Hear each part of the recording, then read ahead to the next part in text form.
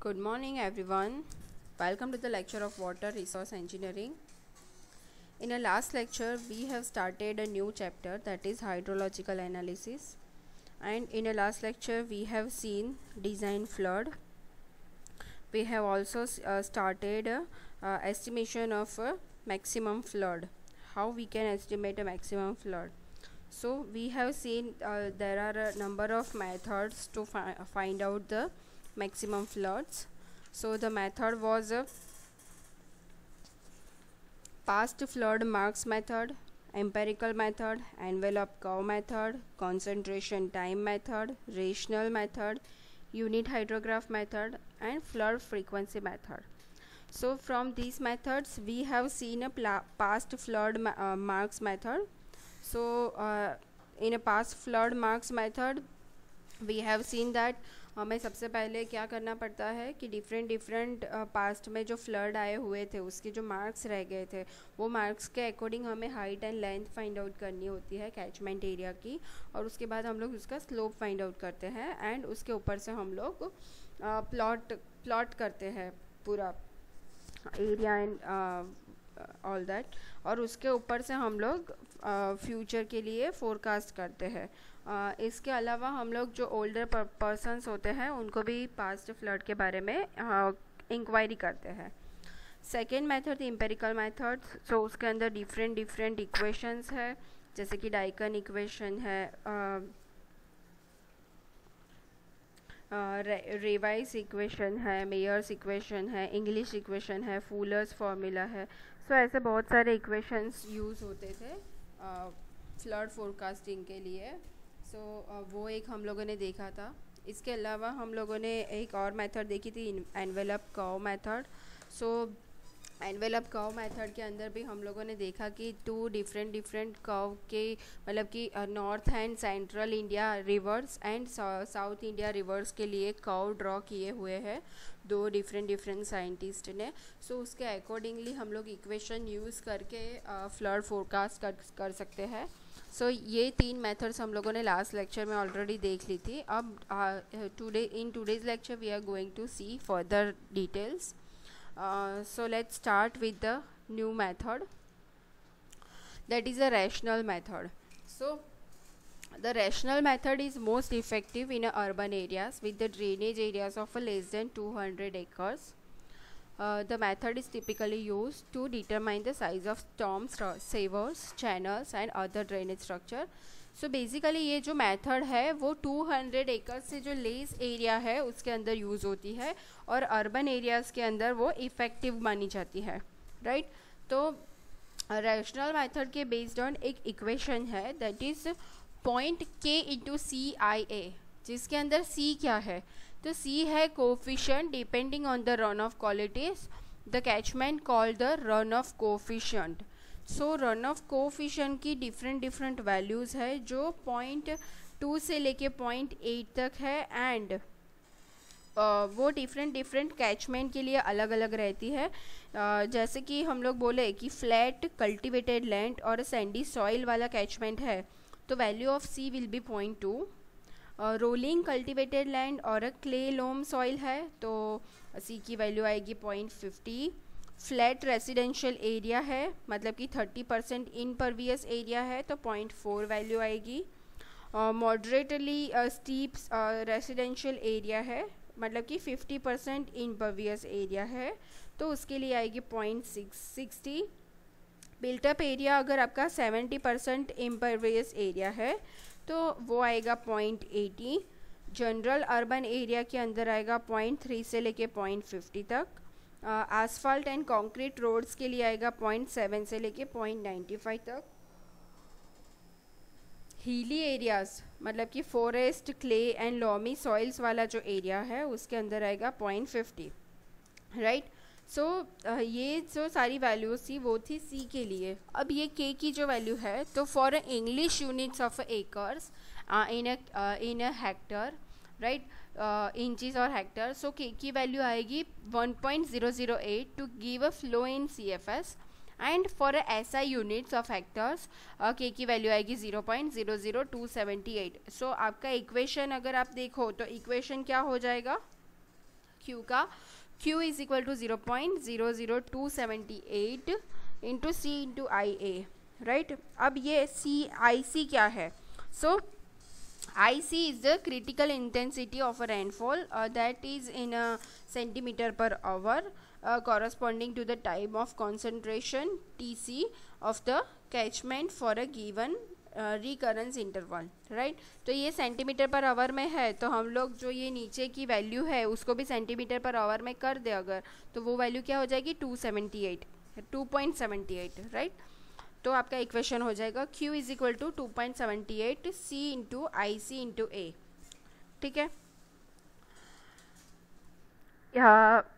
I is equal to a design intensity, ये हम लोगों ने, मैंने आपको आगे बता दिया, राइट। सो I क्या है? डिज़ाइन इंटेंसिटी और a critical intensity of a rainfall corresponding to the time of concentration at the catchment for the given recurrence interval T, ठीक है। उसको रिटर्न पीरियड भी बोल सकते हैं।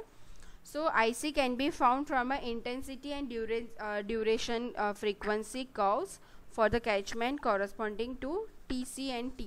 So ये है आपका इंटेंसिटी वर्सेस ड्यूरेशन का एक ग्राफ है, जिसके ऊपर से आप ये TC एंड T की वैल्यू फाइंड आउट कर सकते हो। सो T, ये आपको, ये जो कर्व आप देख रहे हो वो ईयर्स में है, जैसे कि ये है डार्क ब्लू लाइन, वो 25 ईयर का है, रेड वाला 50 ईयर का है एंड ब्लैक वाला 100 ईयर का है। सो ये कर्व के ऊपर आप TC फाइंड आउट कर सकते हो ऐसे, ठीक है।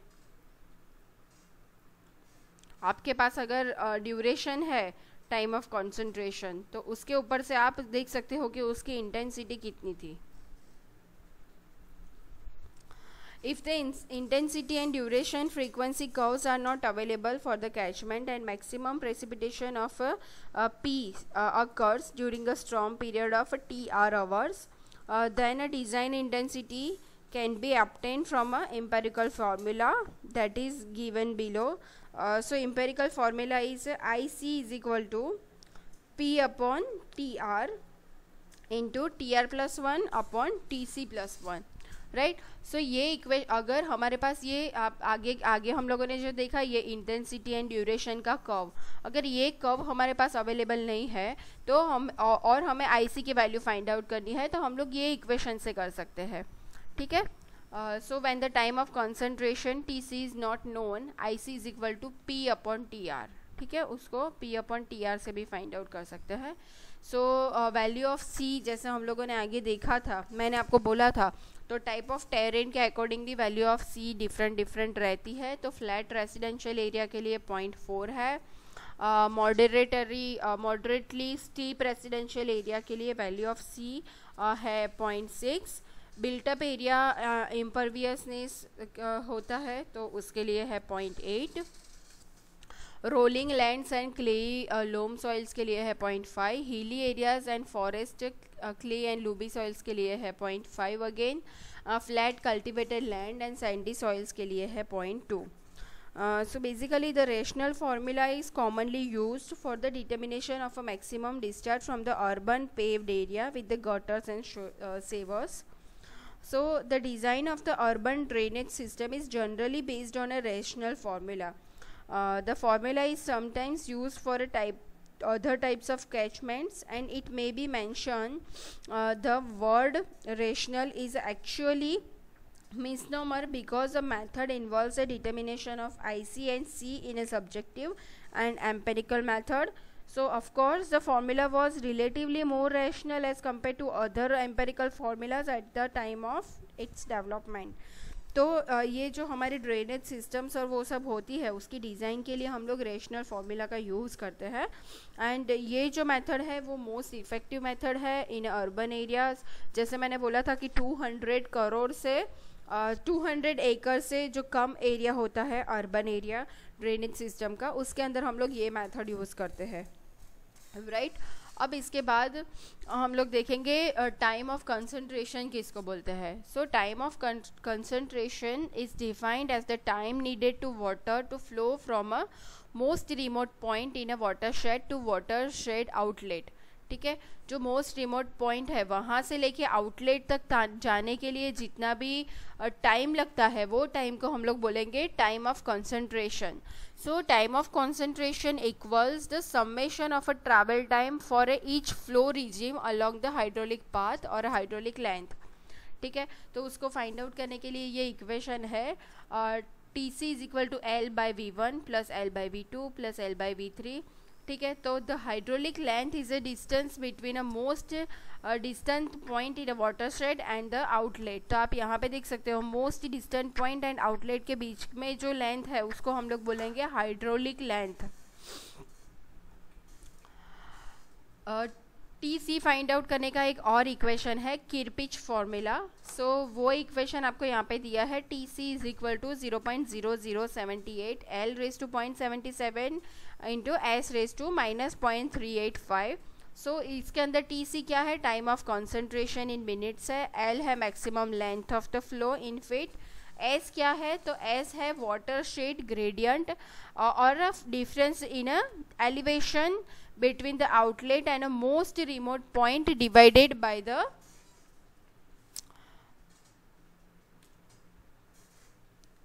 उसके बाद अब हम लोग नेक्स्ट मेथड देखेंगे। वो मेथड है यूनिट ग्राफ मेथड। ऑलरेडी आप सब लोगों को पता है कि यूनिट ग्राफ क्या है, हम लोगों ने यूनिट ग्राफ के एग्जांपल्स भी कैलकुलेट किए हुए हैं। So for a small and medium size catchment with the area less than 5,000 kilometer square, the unit graph can be used for the estimation of a maximum flood discharge. The methods for the derivation of a unit graph have been discussed in a detail. Right हम लोगों ने आगे find out कर लिया है, आगे जो chapter number 2 calculate किए थे एग्जाम्पल्स, तो उसको हम लोगों ने डिटेल में स्टडी किया था। So the method for development of a storm hydrograph from the unit hydrograph also have been discussed in that chapter. Estimation of a maximum design flood by a unit hydrograph method. It is essential to first select the design storm. हमें सबसे पहले design storm select करना पड़ता है। So selection of a design storm is usually done by an experienced hydrometeorologist after the analyzing a number of meteorological data. हमारे पास जो meteorological data होते हैं उसको analyze करने के बाद जो meteorologist होता है वो design storm select करता है। So these days highly sophisticated methods are used for the estimation of a design storm which are beyond the scope of this text. For the approximate estimation, a simple analysis of a past storm is done. Approximate अगर हमें करना है design storm तो हमें simple analysis करना पड़ता है जो पास्ट स्टॉर्म्स आए हुए थे उसके, तो उसका एनालिसिस है, उसकी प्रोसीजर है, वो मैं आपको 1 by 1 स्टेप्स में बता रही हूँ। सबसे पहले हम लोग करेंगे select the duration of a critical storm for estimation of a maximum flood discharge and it is usually taken equal to a basin lag. Right, जो TP की वैल्यू होती है वो हम लोग लेते हैं। So select the past major storm which is conceivably could be occurred in a catchment and perform the depth area duration analysis. तो उसको बोलते हैं DAD analysis। उसके बाद हम लोग करते हैं enveloping curve draw करते हैं जो रिप्रेजेंट करता है maximum depth duration relation for the catchment. उसके बाद scale the rainfall depth for a suitable time interval. So उसके लिए यूजुअली 6 आवर्स का होता है। And from the enveloping depth duration curve and write the sequences of increments of rainfall depth. Rearrange these increments of rainfall depth to get a critical sequence which would produce the maximum flood discharge when applied to a relevant unit hydrograph of a basin of a same duration, and the critical sequence can be obtained by a trial and error method. Right, तो ऐसे हम लोग design storm select करते हैं। उसके बाद design flood करना पड़ता है। सो design flood is obtain from the unit hydrograph and design storm using the procedure right. तो हम लोग जो डिज़ाइन स्टॉर्म होता है उसके ऊपर से डिज़ाइन फ्लड हम लोग यूनिट हाइड्रोग्राफ से फाइंड आउट करते हैं। उसकी पूरी प्रोसीजर है वो हम लोगों ने ऑलरेडी चैप्टर नंबर 2 में देख ली है। तो उसके लिए क्या करते हैं, प्रोसीजर क्या होती है, सबसे पहले हम लोग हाइड्रोग्राफ लेते हैं, right. So obtain the hydrograph of a effective rainfall from a design storm and select the lowest initial loss and the lowest infiltration index to obtain a maximum rainfall access. Develop a hydrograph of a direct runoff from a unit hydrograph and hydrograph effective rainfall. And last में करेंगे add the base flow to the direct runoff flood hydrograph to obtain a design flood, right. So design storm for the estimation of a probable maximum flood is a maximum probable precipitation.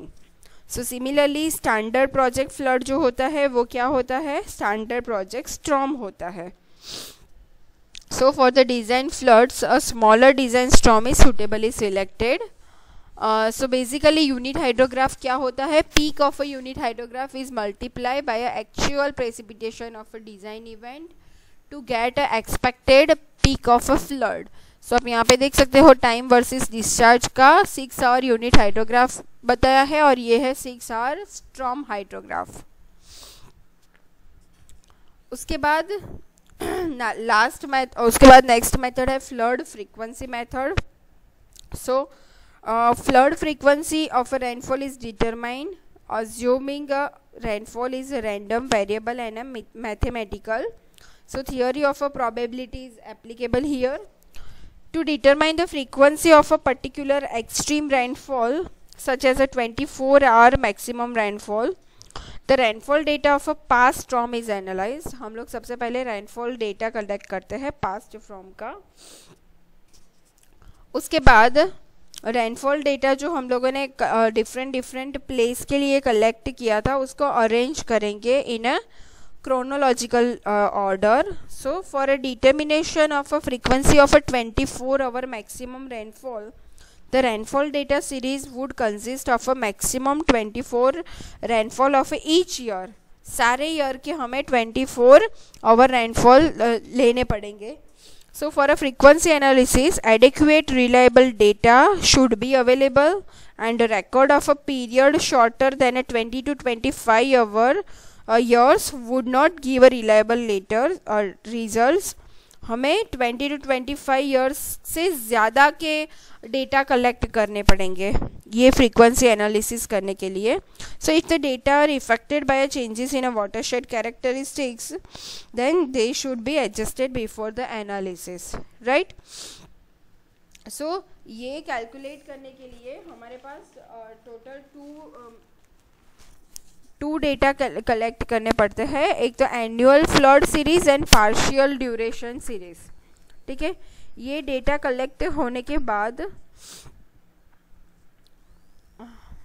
हमें ये दो चीज़ें find out करनी पड़ेगी, return period and probability of occurrence, right. So some of the commonly used frequency distribution function for the prediction of extreme flood values are Gumbel's extreme value distribution, log percent type मतलब कि type 3 distribution and log normal distribution. So ये सारी जो ये तीन values है वो क्या है, probability frequency analysis हम लोग जो करते हैं वो फाइंड आउट करने की मेथड्स है, राइट. तो गम्बेल्स डिस्ट्रीब्यूशन मेथड जो है उसके बारे में देखेंगे. So Gumbel's distribution method is perhaps the most widely and used distribution method for estimation of a flood of a various recurrence intervals, right.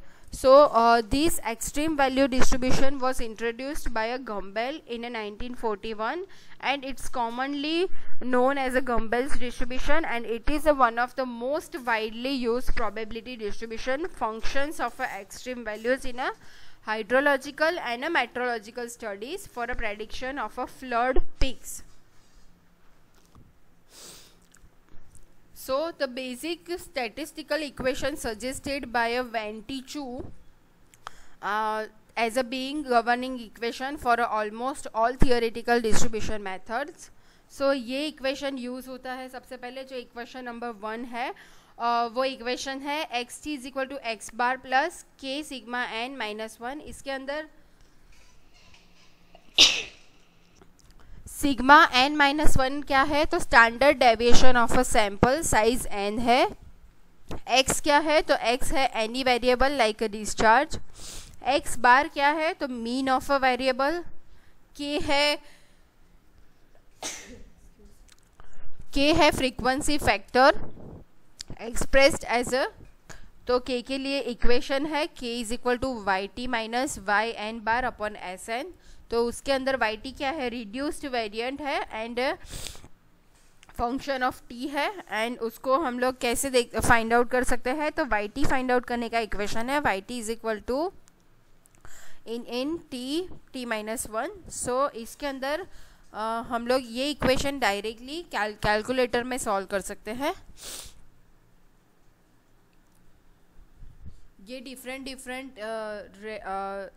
Reduced standard deviations है जो आपको सैंपल मतलब कि सैंपल साइज डिफरेंट होती है, जैसे कि 10, 20, 30, 40, 50। तो डिफरेंट सैंपल साइज के लिए Y N and S N की वैल्यूज़ दी गई है यहाँ पे। ये टेबल है और table reduce mean Y bar N in a Gumbel's extreme value distribution के लिए है। इसके अंदर एस एन की भी आपको वैल्यूज़ दी गई है। सो ये डायरेक्टली आप लोग वैल्यू फाइंड आउट कर सकते हो S N and Y N की थ्रू दिस टेबल। सो अब हम लोग log Pearson's method next lecture में देख लेंगे। तब तक अगर आपको कोई क्वेश्चन है, कोई क्वेरी है, तो आप मुझे पूछ सकते हो। Thank you so much for listening this lecture.